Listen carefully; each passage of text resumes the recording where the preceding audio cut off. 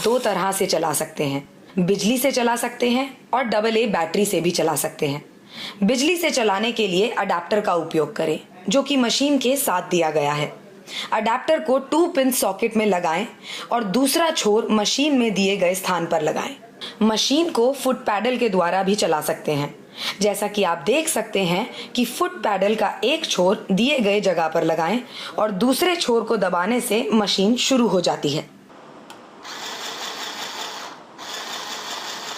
अब हम आपको मशीन के विभिन्न अंग और उनकी उपयोगिता के बारे में जानकारी देंगे। निचला पहला बटन स्पीड को कंट्रोल करने के लिए है। बीच वाले बटन के सहयोग से आप मशीन को ऑन या ऑफ कर सकते हैं और ऊपर वाले बटन का उपयोग रोशनी के लिए कर सकते हैं, जिससे कि आप आसानी से कम रोशनी के स्थान पर भी बिना रुकावट काम कर सकते हैं। सिलाई मशीन में ही धागा कट करने की सुविधा दी गई है। आगे के इस अंग को फैब्रिक होल्डर कहा जाता है, जो कि कपड़े को आगे सरकाने में मदद करता है।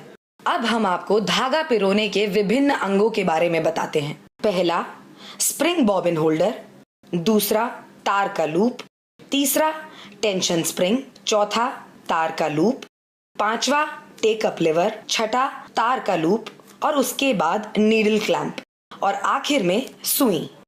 अगला अंग है बॉबिन वाइंडर। अब हम उसकी जानकारी देते हैं। अगर बॉबिन का धागा खत्म हो जाता है तो इस अंग के द्वारा बॉबिन में धागा भरा जाता है। आइए मशीन में धागा पिरोने की प्रक्रिया देखते हैं। पहले स्प्रिंग बॉबिन होल्डर में लगाए गए तरीके से रखें, यानी कि पहले स्प्रिंग, फिर बॉबिन और आखिर में लॉक करें।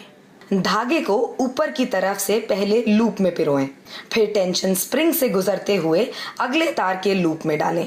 ध्यान रहे, टेंशन स्प्रिंग से गुजरते वक्त आपको धागा टेंशन स्प्रिंग के ऊपर की 2 प्लेट के बीच से ले जाना है, यानी कि टेंशन स्प्रिंग को लपेटना नहीं है या वाइंडिंग नहीं करनी है। उसके बाद अगले तार के लूप में पिरोएं। आगे बढ़ते हुए टेकअप लिवर से धागा पिरोएं। ध्यान रखें, दिखाई गई प्रक्रिया को आराम से करें। अब हम आगे बढ़ेंगे। टेकअप लिवर के बाद दिखाए गए अगले तार के लूप से धागा पिरोएं। अब नीडल क्लैंप के छेद से धागे को नीडल के छेद में डालना है। तो अब आपको ध्यान देना है कि नीडल के छेद में धागा बाईं ओर से दाईं ओर में पिरोना है, जैसा कि आप देख रहे हैं। अब हम बॉबिन की प्रक्रिया की तरफ बढ़ेंगे।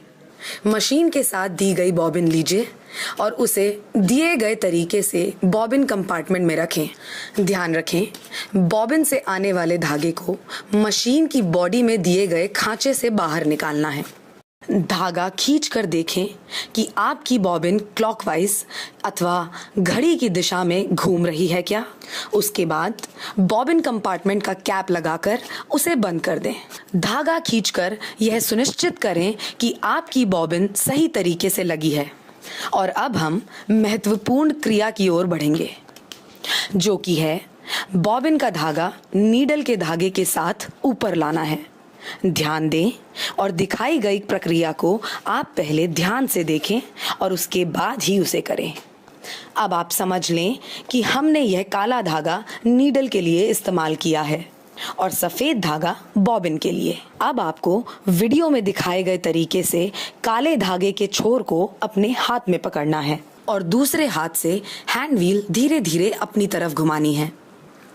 एक चीज का ध्यान रखें कि आपको हैंड व्हील को लगातार और तेजी से नहीं घुमाना है, ताकि वो नीडल को नीचे की ओर ले जाए।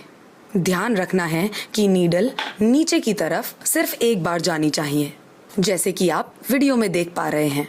जैसे जैसे नीडल नीचे नीचे जाए, वैसे ही आपको हैंड व्हील घुमाते रहना है।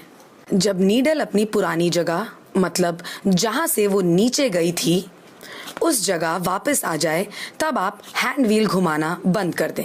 दूसरे हाथ में जो काला धागा पकड़ के रखा था, उसे आप ऊपर की ओर कर लें, जैसा कि वीडियो में दिखाया गया है। जैसे ही आप उसे ऊपर की ओर करेंगे, वैसे ही नीचे से सफेद धागा ऊपर आएगा।